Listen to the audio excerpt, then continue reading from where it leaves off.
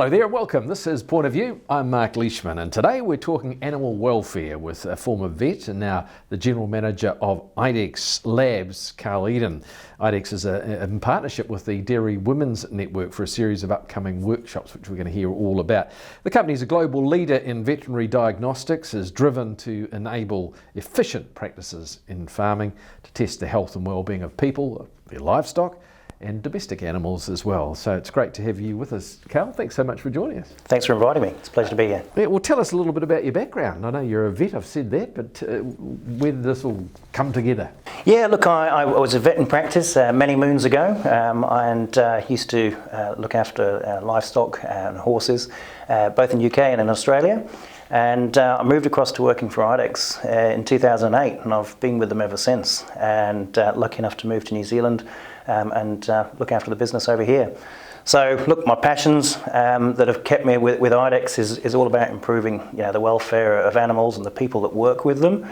And I just find some of the technologies that we bring to the marketplace and what we do just really closely along with my vision and passion. Was it a big decision to move on from working with the animals directly? Well, at the time it was just, we'll do this for a year, we'll see how it goes, and I'll get back into practice. But with all the innovations that we're working with and what we're doing to improve those lives, both on farm, for the people that work with them, I've stayed. And is this sort of what motivates you now, I presume? Yeah, look, I think, when we've got to look at the pressures around the world, we've got a growing population to feed.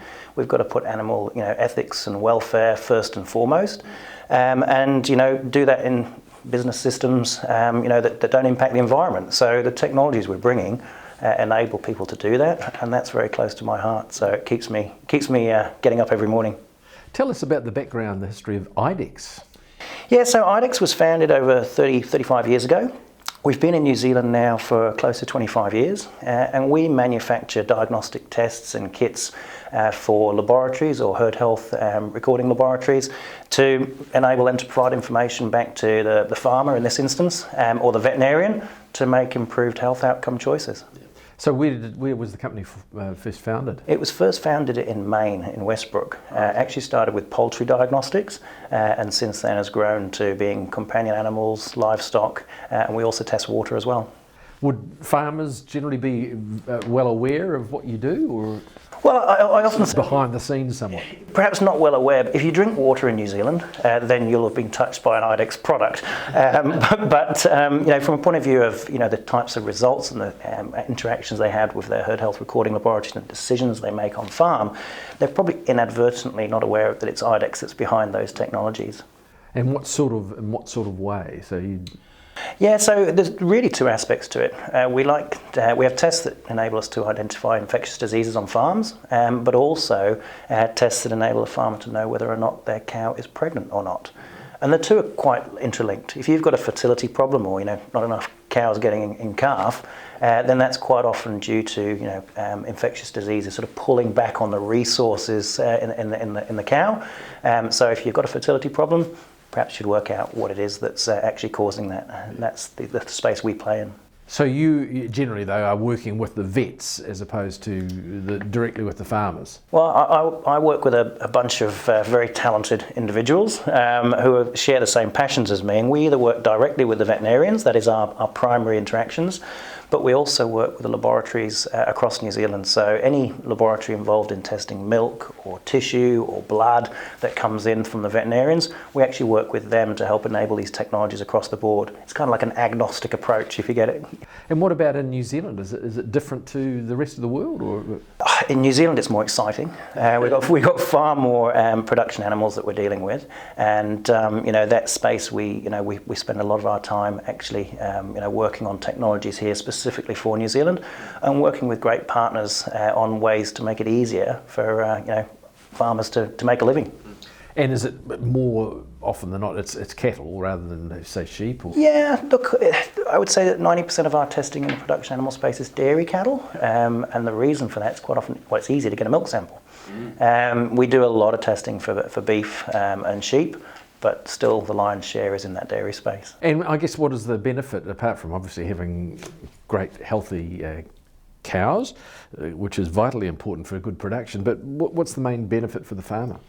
Well, really, it's about productivity, profitability, and also the well-being of those cows. So, if you look, Dairy NZ recently released some figures saying that if you've got BVD on your farm, which is one of these infectious diseases that is quite often silent, you're going to be impacted on average around about $70,000 per annum. And that's around about $150 per cow per annum. So if you control these things, not only do you get healthy cows and happy cows, but you also get a boost to your productivity. It's a great subject, isn't it? Is it bovine diarrhea, effectively, is what we're talking about. So hence you stress the BVD, because it sounds better, more palatable, I suppose. I suppose, it is bovine diarrhea, but quite often you don't see the diarrhea. This is a silent disease. And is it really common? Estimates in New Zealand, around about 80% of farms have been impacted, but it's a silent disease. Quite often it just bumbles away in the background, and it's just pulling back on the productivity on that farm, so you might not even see it. And you think bovine viral diarrhea, well, I wouldn't have that because I don't see that. Well, you might, unfortunately. And so how is it discovered? If you don't see it, how do you work out that you've got an issue? Well, it all comes back down to testing to work out you have got an issue. So that could be milk testing. With a couple of drops of milk, you can actually get your herd recording laboratory to test whether you've had exposure to BVD or not. And that's often a really nice warning light, like on your car, to say, hey, we should do some more. Yeah. And whether you do that with your herd recording laboratory or you get your vet involved, it's an indicator to say, look, we should find out which of these cows actually have BVD. What about the animal welfare angle? I mean, that's obviously a pretty important part of it, because a happy cow is a productive cow, I presume. Yeah, that's absolutely right. Look, I think the challenge is that any illness that's pulling back on a cow has the potential to impact their welfare. But in its worst scenario, if you get a herd that hasn't seen this disease before, and you buy in a cow that has got BVD, you can have abortion storms, you can have absolutely all sorts of strife on your farm, and that obviously is stressful not only on the animals, but all those involved in the upkeep of those animals, and it can have devastating effects on the genetics you've been working on for years to try and improve on your farm. So it's not just the economic aspects; it's multifaceted. I mean, is it really contagious? I mean, is it, if one cow gets it, do they all get it? Or? Yeah, look, so again, it's a little bit like most diseases. If you haven't seen it before, it's going to rip through a population. And but with BVD, there's something quite unique about it. If you get infected whilst you're still in utero, or the calf is still in mum, then you can become persistently infected, and your body actually treats that virus as its own, so it never clears it. And those actually wander around the farm. They can look perfectly normal, and they're little virus factories. And those are the animals that are actually infecting and passing that on. And those are the ones that we really want to find. And in the past, it's been challenging to find those animals, but with some new technologies and some new studies we've done here in New Zealand, we've now got a really reliable way of really honing in on those problem or persistently infected calves. So this is research and development that you've done here, and you've come up with this way? Yeah. So we basically took close to 15 farms last year and worked with a local research organisation just to see if there was a better way of managing BVD. And what we found was that by using ear notches and testing those calves at the same time as they're tagged, so it's easy and efficient to do tag and test, we can actually reduce the number of false positives we get when we're specifically looking for those persistently infected calves. And that has welfare benefits because we're not making strategic decisions or culling calves unnecessarily through false positives. So we see the benefits for the farmers, obviously for the cows themselves in terms of their health. What about the vet? What's the benefit for the vet, if you like? Yeah, I think you've got to look at this holistically. So from a vet's perspective, they're working alongside the farmer to get a better outcomes. If you're ploughing a whole heap of investment and time and effort into cows that you're going to eventually cull, because then that's not good. But the other aspect is, by utilising this testing, if you're getting positives, you know that you should continue to get onto that farm, get involved with the farmer on management programs on a regular basis. We had a large group of clinics recently that had taken farms that had positives through their bulk tank milk and actually specifically looked at these calves. They tested about 5,000. And they ended up finding 55 that were positive, and then those obviously can then be removed from the herd, and that reduces the perpetuation of the disease going forward. I mean, is there a treatment for it? Can you do anything about it once they've got it? Once they've got it, most animals will get better. It's these persistently infected animals that are the problem. But when they've got the disease, all you can do is support them.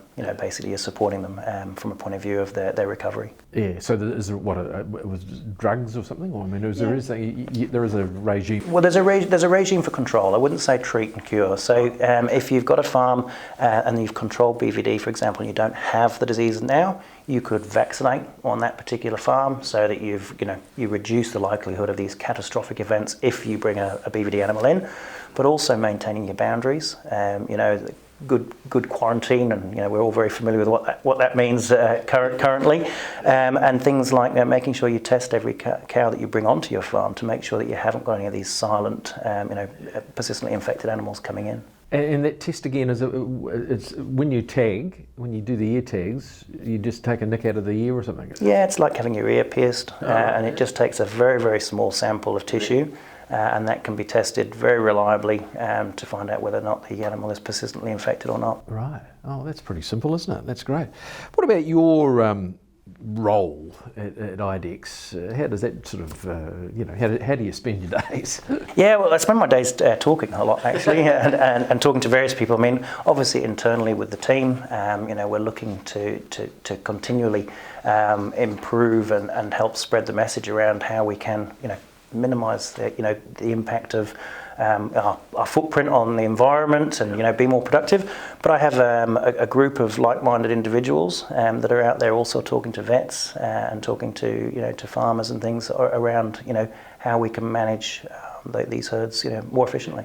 And is this particular, when we're talking about the BVD thing, I know we're going to get on to your connection with the Dairy Women's Network, but is this particular one, is it the hot topic at the moment, or is it just a real issue that needs to be addressed? I think if you look at the economic impact of all the diseases that circulate, as it were, in New Zealand in the cattle population, BVD is in the top two. And once we've got M. bovis out of the way, then it'll be number one. So it's going to have. It's always had a lot of focus. There's a national steering committee that sort of look at the monitoring and how to actually manage this. And whilst we're only talking control now, control on individual farms, long term, actually looking towards eradication of BVD for New Zealand will be something that is going to have great benefits for the New Zealand brand and everything moving forward. So my guest is Carl Eden, the General Manager of IDEXX, and we'll have plenty more to come from him, including that relationship with the Dairy Women's Network. So stay with us. We're back right after this break on Country TV. It's Point of View.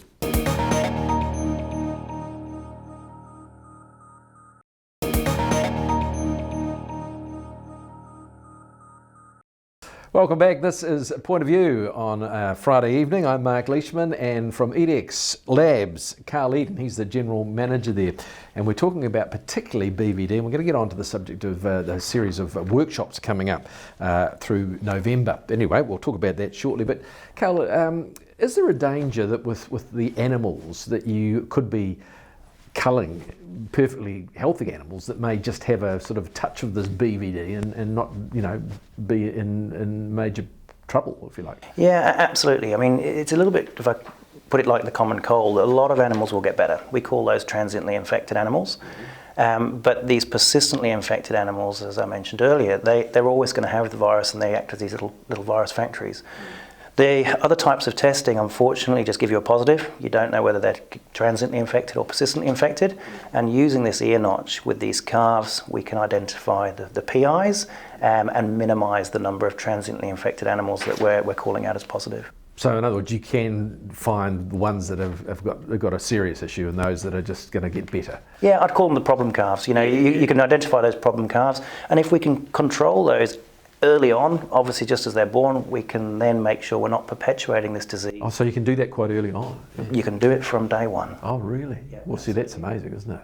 Because I mean, you don't want to be, you know, these animals are worth a lot of money, and you know, just to say, oh well, that one's got to go, and it could be perfectly healthy. That's right, and you know, we've invested in those genetics, and we've got to minimise, you know, culling of unnecessary culling. Yes, absolutely.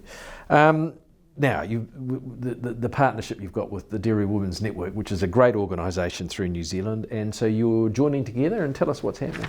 Yeah, we're running a series of workshops, and we're actually looking at running these workshops with Allflex and MSD. So we'll have Allflex talking a little bit about how we can monitor fertility through some of their devices, and then IDEXX will talk about BVD and the technologies that we can use when you're tagging those animals to identify those you know, those persistently infected calves.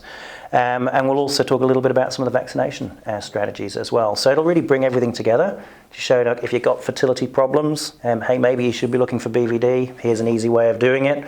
And we think that, you know, working together in that manner will have benefit for those that attend those workshops. So why the Dairy Women's Network?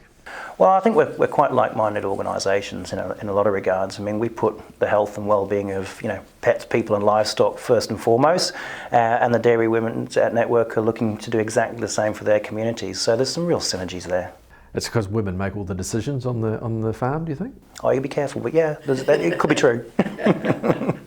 So these workshops, it's going to be, you know, anyone's welcome to come along to them, and you know, I mean, let's go with the women theme. A lot of women are, of course, working behind the scenes on farms. I've got to be very careful here, don't I, what I'm saying? But you know, I mean, is it a good place to start? Yeah, look, I think at the end of the day, it's anybody who's involved in the farming enterprises, and you know, quite often the care of these calves, and you know, the fertility and you know, the pregnancy component is dear to all of our hearts, but closer to those that are, you know, the women that are involved in farming. So anybody can come along. But absolutely, it's you know, being put on for the Dairy Women's Network and their organisation. So they are being targeted across the board, pretty much. Across the board, yeah. Yeah. And why would you say, why are they important? Well, I think, you know, if we look at a farm, you can't have a good farming practice without calves being born each year. If you've got any negative pressures on those, you know, you're going to have impacts to fertility, you're going to have impacts to productivity and profitability. And this is just a really nice way to show how easy it is to control all of those aspects, utilising some of the key players in the market and some of the key technologies that have advanced over the past, you know, 5 or 10 years. And this particular test that you do, how long have you had this? Is it relatively new? Is it? No, it's actually been used in New Zealand for a long time, but we've been primarily using it through blood and milk, and it works extremely well in that space. So this just gives you another angle to actually, you know, monitor and test for BVD, and that being both with the calves and also, you know, maybe later on in the year testing the other cows that are, you know, you haven't tested as a calf through their milk or through their serum. What will be the main focus through the workshops? I mean, how will they sort of run? How will they operate? Yeah, so we'll start off, we'll talk, well, Allflex will be talking about some of their monitoring devices for, you know, heat detection. Well, then we'll kick into a little bit about the BVD dairy framework and show how you can control the BVD utilising the ear notching, and specifically how easy it is when you test and tag to get that sample. And then we'll just round it out with some overall control strategies from the MSD team as well. And how long are these? About 3 hours? Okay. So where are they? When are they happening, and where are they? So they're happening on both the North Island and the South Island. We've got 6 of them occurring, and they kick off on the 3rd of November. The first one is in Otago, and then we run a number of those across New Zealand. So you've got North Otago, Manawatu, Southland, Waipa, South Waikato, and Kaipara, and running right through until very early December. That's right, and we may even have more. Yeah, exactly. Yeah, proving, depending how popular they are, presumably. Absolutely. And so, what's the best way to get involved? Look, we'll be advertising them on our website, and also the Dairy Women's Network will have those there. And obviously, for all of those Dairy Women's Network members, there'll be communications, I'm sure, coming out from them to register. Mm-hmm. So, what sort of other things does IDEXX do? I mean, what sort of other projects are you involved in? So, look, if we can go outside of the animal diagnostic space, I also look after our water testing business here. And essentially that's similar. We have testing kits that make sure that the water you drink is safe to drink, and that is for everybody across New Zealand. Essentially, we're looking for E. coli. The drinking water standards dictate that we can't have any E. coli in our water, which is a good thing, and IDEXX manufactures the test that enables us to do that. But it's not just about drinking water. We also need to monitor the water, the runoffs from farms and the rivers, the water we go swimming in this summer, and we're involved in enabling those technologies as well to make sure that water across potable, drinking, swimming or environmental is safe for everybody. That is an extremely hot topic, isn't it? I mean, with all that's going on with the essential water strategies, etc., that's a big thing to be a part of, isn't it? And such a it's such a priority for people these days. It is, and what makes me very happy is the fact that we're not only working directly with water companies and things like that, but we get the opportunity to work with the likes of like Landcare and other individuals, organisations, and really bring that community aspect to New Zealand, so that hand on heart we know that what we're doing not only is the right thing, but we're doing the right things. How big is IDEXX in New Zealand? So we're globally, we're the largest veterinary diagnostic provider, and in New Zealand we have close to 80 employees based mostly in Hamilton and Palmerston North, but we have employees both in the South Island and the North Island, and we have revenues of over $22-23 million a year. And so these tests are done, let's say in Gore, or South Canterbury, and what's the procedure? What happens from that point on? So it really depends.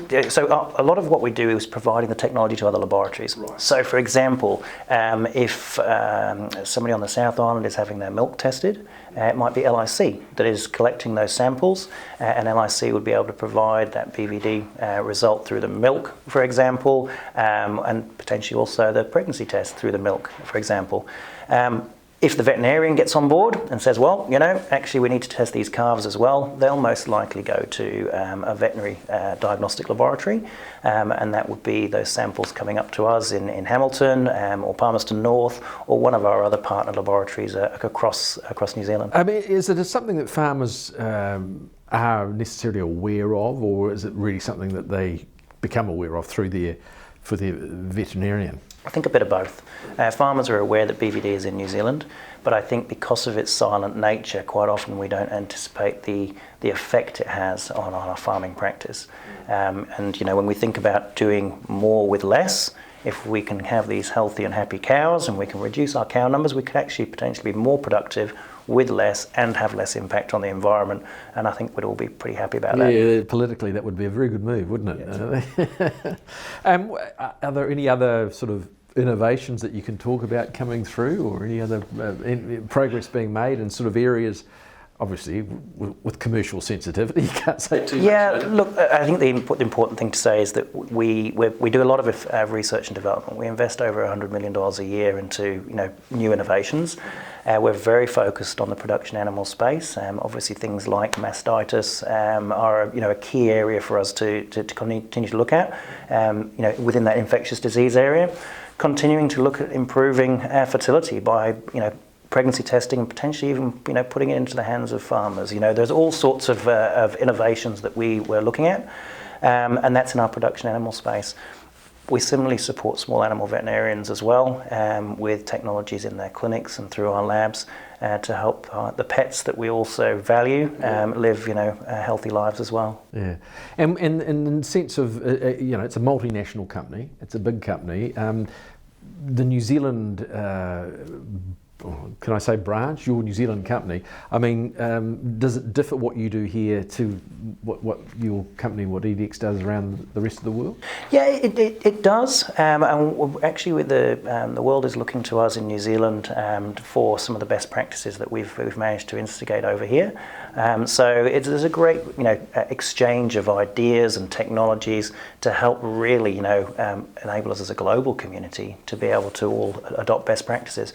So whilst we might learn some things from our colleagues in Ireland, for example, our colleagues across in the US are learning from what we're doing here in New Zealand and trying to emulate the New Zealand farming systems, and IDEXX is a part of that. And the systems are not too dissimilar? The systems, they do vary. I mean, here we obviously have a very seasonal approach to our dairy industry, whereas if I just look across the ditch to Australia, a lot of their farms are run on an all-year calving basis. Now, there's great efficiencies in bringing everything into calving, in a tight, condensed manner, etc., etc. So, there is a good example where regionally, we're able to actually share best practice, whether it's on fertility or infectious disease control, and move the needle forward. Hey, thanks very much. Wish you all the very best with these. It's a great service that you're providing and doing, and to get the word out there, then well done, and let's hope it all pays off well. Thank you very much for your time. Really appreciate it. My pleasure. So Carl Eden, who's the General Manager of IDEXX Labs in New Zealand, and once again that website to catch up if you want to enter into one of these shows, these events, dwn.co.nz/events. That's our point of view for another week. Appreciate your time, and we'll look forward to your company again next week.